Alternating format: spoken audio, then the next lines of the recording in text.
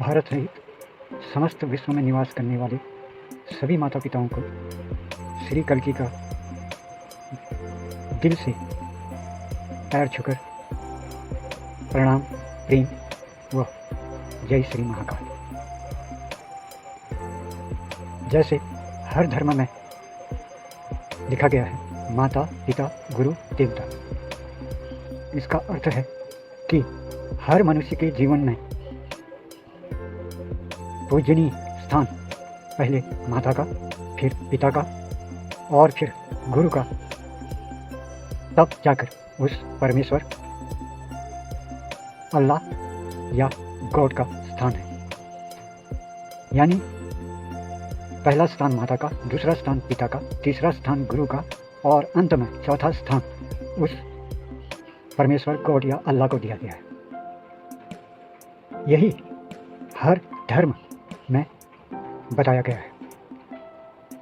हमारे देश के युग पुरुष श्री राम ने भी अपनी माता पिता की आज्ञा का पालन करने के लिए मिलने वाले राजपाट को छोड़कर वनवास ग्रहण किया और वनवास को पूर्ण करने के बाद, अधर्म का नाश करने के बाद जब वो अयोध्या के राजा बने तो धर्म और सामाजिक नियमों के लिए, जनता के लिए उन्होंने अपनी धर्म पत्नी देवी श्री सीता को त्याग दिया। आज के इस युग में श्री राम के नाम पर मंदिरों में अखंड रामायण, पूजा पाठ, श्री नाम के नाम पर नारे लगाने वाले, श्री नाम के नाम पर धर्म या किसी भी सामाजिक समारोह में नाचने वाले कितने युवा ऐसे हैं कि जिनके जीवन चरित्र में श्री राम का जीवन चरित्र है। इस देश के धर्म के नाम पर पाखंड फैलाने वाले नेताओं, धर्म गुरुओं के बहकावे में आकर धर्म, मंदिर, मस्जिद या चर्च के नाम पर कितने युवाओं के जीवन में राम, यीशु या मोहम्मद के जीवन चरित्र है। अपने अंतःकरण में देखकर सोचें। उस परमेश्वर अल्लाह या गॉड ने जब यह धरती बनाई तो अपनी संतान के रूप में मनु, शत्रुपा को या फिर आदम या हवा को बनाया और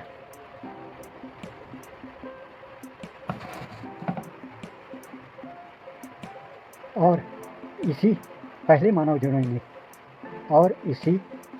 जोड़े ने उस परमेश्वर को अपना माता पिता मानकर उसकी पूजा, आराधना व सेवा करी।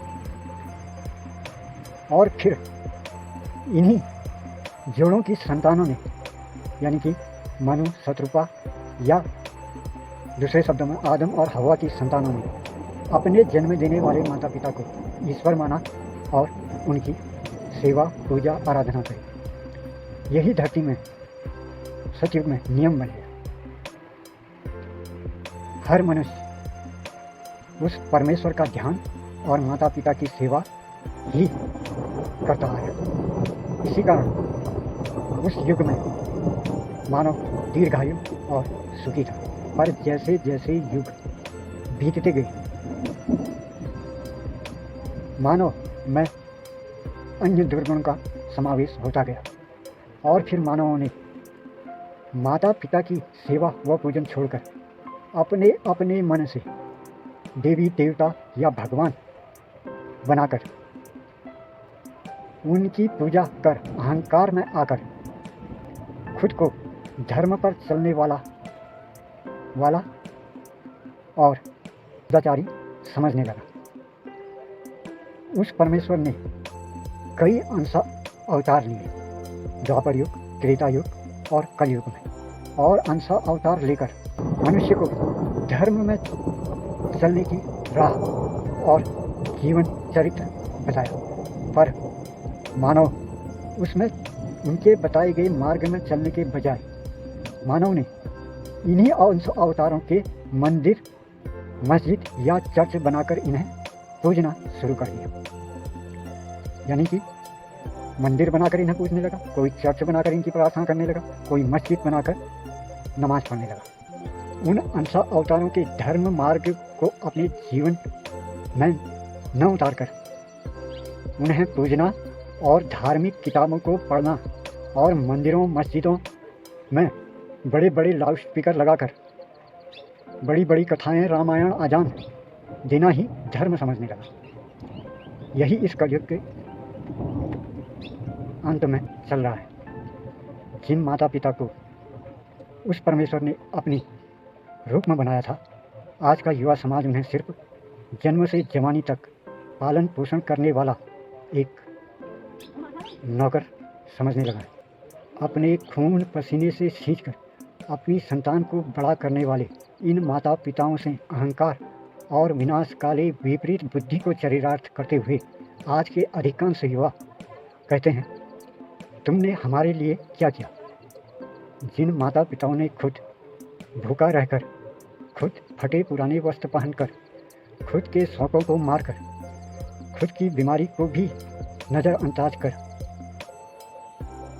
अपने खून पसीने से सींचकर अपनी हैसियत के अनुसार मन कर्म और वचन से संतान को हर दर्द से बचाकर बड़ा किया, वही कलयुगी अधिकतर संतान माता पिता को तुच्छ समझ रही है। आज का अधिकांश युवा वर्ग फ्रेंडशिप करके खुद ही अपना जीवन शांति ढूंढ रहा है। और आज के युग में माता पिता का काम सिर्फ इतना रह गया है कि जिस लड़के या लड़की को युवा पसंद कर रहे हैं, उससे उन्हें उसकी शादी करके आशीर्वाद देना मात्र रह गया है। आज ना कुल देखा जा रहा है, कोई मर्यादा देखी जा रही है। और माता पिता का काम सिर्फ इतना रह गया है, एक नौकर की भांति उन युवाओं की शादी कर देना।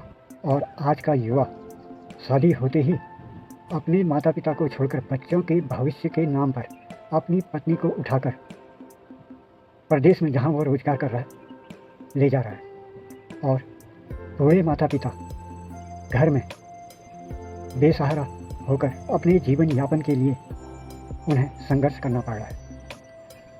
आज की युवा लड़कियां शादी से पहले ही ये शर्त रखने लग गई हैं कि वह शादी के बाद घर का कोई काम नहीं करेंगी और ना ही शादी के बाद पति के माता पिता के साथ रहेंगी और ना उनकी सेवा करेंगी। उनकी पहली शर्त यही रह रही है कि शादी के तुरंत बाद वह अपने पति के साथ प्रदेश चली जाएंगी। और इस कलयुग में कलयुगी बेटे इस अधर्म के कर्म में उनका पूर्ण साथ दे रहे हैं, यानी माता पिता को उनके हाल पर छोड़ा जा रहा है। उससे भी ज़्यादा दुर्गति तो इन माता पिताओं की तब होती है जब इनका जीवन साथी बिछड़ जाता है। तब इनमें से जो जीवित बचता है उन्हें मजबूर होकर उन बेटों की शरण में जाना पड़ता है, जहां जाकर इनके साथ बेहद अमानवीय व्यवहार उसकी पत्नी द्वारा किया जाता है। कई बार तो इन्हें या तो बेटा बहू वृद्धाश्रम छोड़ाते हैं या मजबूर होकर इन्हें घर छोड़ कर वृद्धाश्रम जाना पड़ता है। कहीं कहीं तो माता पिता वृद्धावस्था होते हुए भी मोहबस अपनी सरकार की दी हुई वृद्धावस्था पेंशन को भी प्रदेश में रहने वाले इन कलयुगी संतानों के बच्चों के पालन पोषण और शिक्षा के लिए दे देते हैं।